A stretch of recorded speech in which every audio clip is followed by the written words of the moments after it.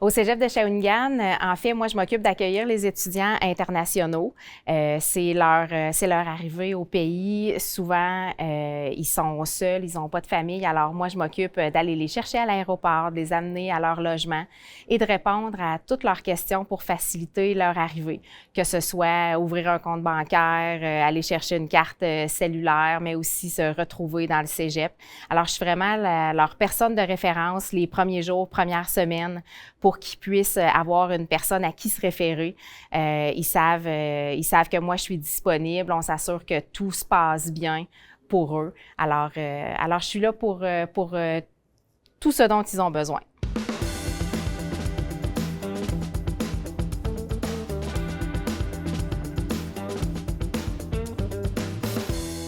Bien, en fait, leur première préoccupation, là, elle est très 2025, ça leur prend un cellulaire.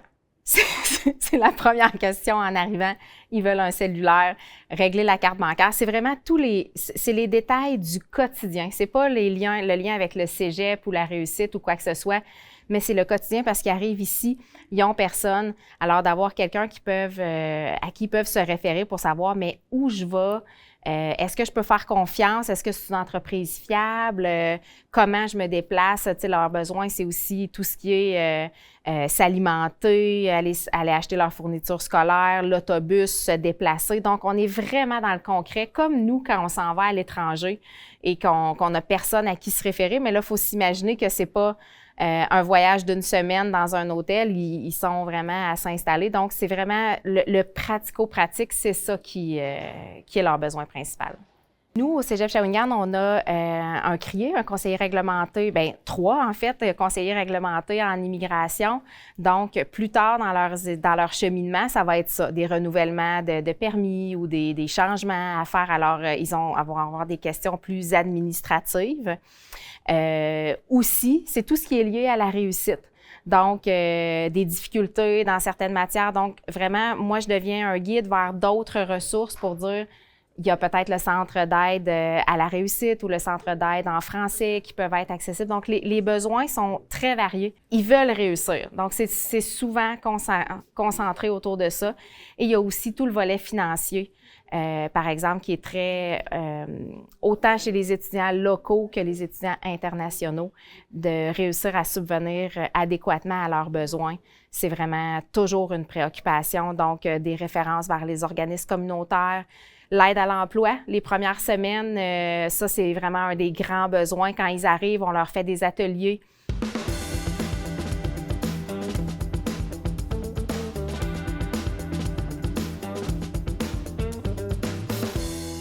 Au niveau des qu'est-ce qui a fait émerger la semaine zéro, c'est que dans les dernières années, on a eu une croissance là, vraiment exponentielle du nombre d'étudiants internationaux.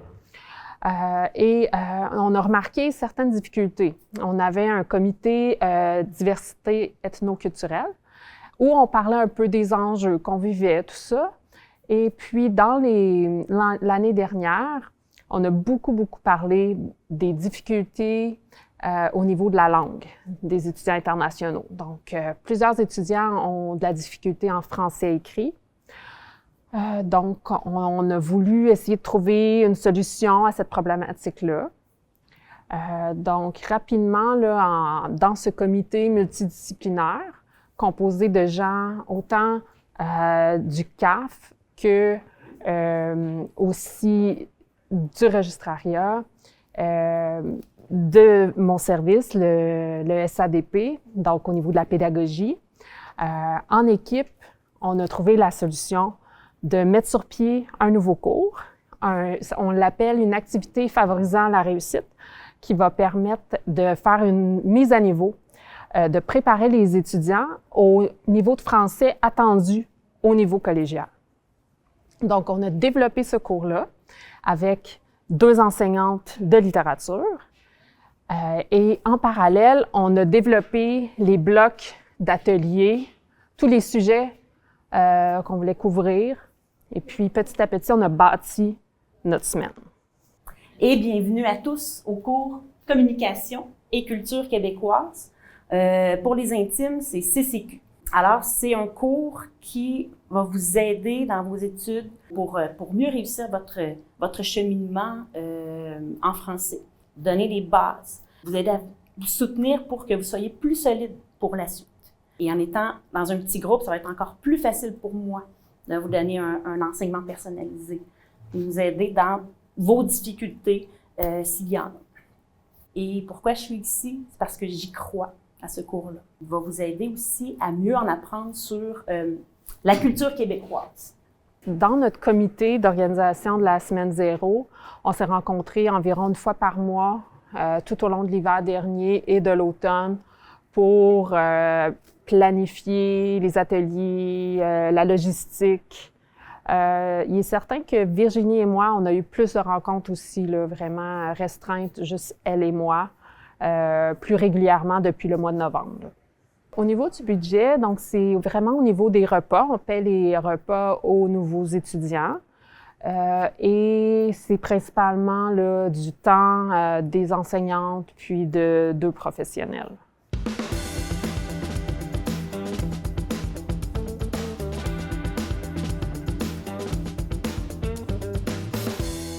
Oui, on a rencontré certaines difficultés qu'on n'avait pas anticipées au niveau de, justement, de l'arrimage, puis de s'assurer que les étudiants soient bien présents lors de la première journée.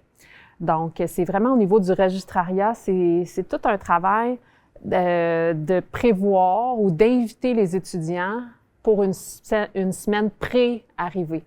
Puisque le système, les horaires, c'est toujours fait pour que les étudiants arrivent pour la première semaine officielle. Donc, le défi est vraiment au niveau du registrariat, s'assurer que les étudiants soient là au bon moment. C'est sûr qu'il y a toujours des défis. Premièrement, il faut que l'étudiant soit disponible à venir. C'est une semaine avant le début des cours, donc cette semaine-là, il faut que les étudiants soient disponibles. Il y a quand même un grand investissement aussi au niveau des ressources humaines du cégep. Toute l'équipe est affairée. Plusieurs équipes, en fait, sont interpellées autour de la semaine 0. Fait qu'il y a ce bout-là. Mais sinon, c'est très faisable. Honnêtement, c'est facile. Nous, on est un cégep à dimension humaine. On a pas plus de 1500 étudiants, donc on est en mesure de le faire. On a 200 étudiants internationaux. On est en mesure de le faire, de connaître le nom de chacun, de les rencontrer chacun. On les rencontre tous quand ils arrivent. Donc, pour nous, ça se fait vraiment assez facilement. Ça serait de mettre sur pied un comité multidisciplinaire, là, multidirection, donc vraiment au niveau du registrariat, peut-être d'un conseillère pédagogique, de quelqu'un de peut-être des affaires étudiantes ou qui s'occupe étroitement des étudiants internationaux, voir c'est quoi les besoins, évaluer les besoins. Puis, en fait, pour la planification, ça dépend s'ils ont un cours pré-arrivé ou tout ça, une activité favorisant la réussite. Mais c'est vraiment de travailler ensemble, en amont, bien planifié. Ça demande quand même beaucoup de travail là, en amont. C'est beaucoup d'arrimage avec le registrariat, les affaires étudiantes. Ensuite, il faut être prêt à gérer des imprévus à la dernière minute. Il faut être très flexible. J'encourage tous les cégeps à mettre ça en place. C'est vraiment intéressant, puis de créer des liens avec eux avant la session, là, c'est gagnant pour tout le monde.